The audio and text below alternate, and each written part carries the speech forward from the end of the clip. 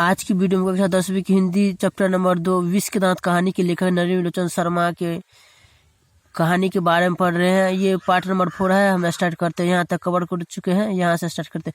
लेकिन दूसरे दिन तो बिल्कुल बेढब मामला हो गया। शाम के वक्त खेलता कुत्ता खोखा बंगले के आहते की बगल वाली गली में जा निकला। वहाँ धूल में मदन पड़ोसियों के आवारागर्द छोकरों के साथ लट्टू नचा रहा था। खोखा ने देखा तो उसकी तबीयत मचल गई। हंस कौओं की जमात में शामिल होने के लिए ललक गया, लेकिन आदत से लाचार उसने बड़े रोब के साथ मदन से कहा, हमको लड्डू दो, हम भी खेलेगा। दूसरे लड़कों को कोई खास उज्र नहीं थी। वे खोखा को अपनी जमात में लेने की फायदों को नजरअंदाज नहीं कर सकते थे, पर उनके अपमानित प्रताड़ित लीडर मदन को यह बात कम मंजूर हो सकती थी। उसने छूटते ही जवाब दिया, अबे भाग जा यहाँ से, बड़ा आया है लट्टू खेलने वाला है भी लड्डू तेरे। जा अपने बाबा की मोटर पर बैठ। कासू तेज में आ गया। वह इसी उम्र में नौकरों पर अपनी बहनों पर हाथ चला देता था, और क्या मजाल कि उसे कोई कुछ कर दे। उसने और देखा न तो मदन को एक घूसा रसीद कर दिया।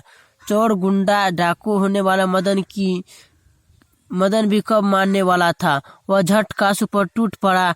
दूसरे लड़के जरा हटकर इस द्वंद्व युद्ध का मजा लेने लगे, लेकिन यह लड़ाई हड्डी और मांस की, बंगले की पिल्ले और गली कुत्ते की लड़ाई थी।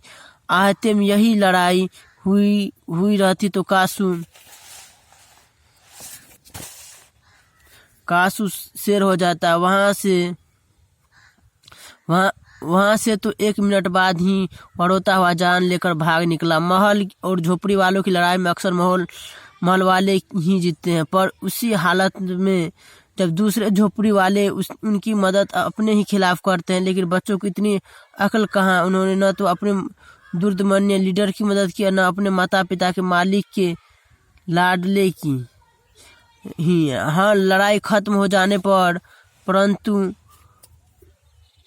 तुरंत ही सहमते हुए तितर बितर हो गए। मदन घर नहीं लौटा, लेकिन जाता ही कहा, 8-9 बजे तक इधर उधर मारा फिरता रहा। फिर भूख लगी तो गली के दरवाजे से आहिस्ता आहिस्ता घर में घुसा। उसके लिए मार खाना मामूली बात थी। डर था तो यही कि आज मार और दिनों से भी बुरी होगी, लेकिन उपाय ही क्या था। वह अपने रसोई घर में घुसा। माँ नहीं थी। बगल के सोने वाले कमरे से बातचीत की आवाज आ रही थी। उसने इत्मीनान के साथ भरपेट खाना खाया, फिर दरवाजे के पास जाकर अंदर की बातचीत सुनने की कोशिश करने लगा।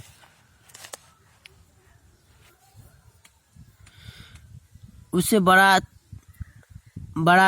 ताज्जुब हुआ।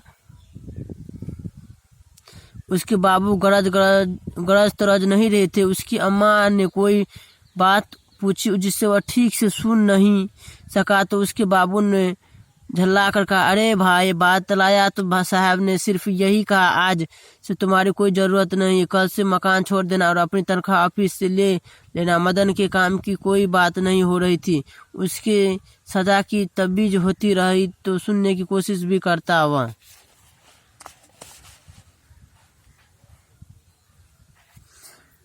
वह दबे पांव बरामदे में रखी चारपाई की तरफ सोने के लिए चला तो अंधेरे में उसका पैर लोटे से लग गया। लोटे की ठन ठन की आवाज सुनकर गिरधर बाहर निकल आया। मदन की अम्मा भी उसके साथ थी। मदन चौक कर घुमा और मार खाने की तैयारी में छाती को अपने हाथों से बांधकर खड़ा हो गया। मदन अक्सर अपने पिता के हाथों पीटता था। बहुत पीटने पर रोता भी था, मगर बहादुरी के साथ। गिरधर निस्सहाय निष्ठुरता के साथ मदन की ओर बढ़ा। मदन ने अपने दांत खींच लिए। गिरधर मदन के बिल्कुल पास आ गया था, लेकिन अचानक वह ठिठक गया। उसके चेहरे से नाराजगी का बादल हट गया। उसने लपक कर मदन को हाथों से उठा लिया। मदन हक्का बक्का अपने पिता को देख रहा था। उसके बाद उसे याद नहीं उसके पिता ने कब उसे इस तरह प्यार किया था। अगर कभी किया था तो गिरधर उसी बेपरवाही उल्लास और गर्व से साथ बोल उठा, जो किसी के लिए भी नौकरी से निकाले जाने पर ही मुमकिन हो सकता है। शाबाश बेटा, एक तेरा बाप है और तूने तो वे खोखा के 2 दांत तोड़ डाले। हाँ हाँ हाँ, देखिए आज के वीडियो में हम पूरा कवर कर दिए हैं चैप्टर नंबर 2 विष के दांत कहानी के लेखक नलिन विलोचन शर्मा जी की कहानी को। हमारा जब वीडियो अच्छा लगा तो हमारे चैनल को सब्सक्राइब करें। मिलते हैं अगले वीडियो में ऑब्जेक्टिव और सब्जेक्टिव के साथ।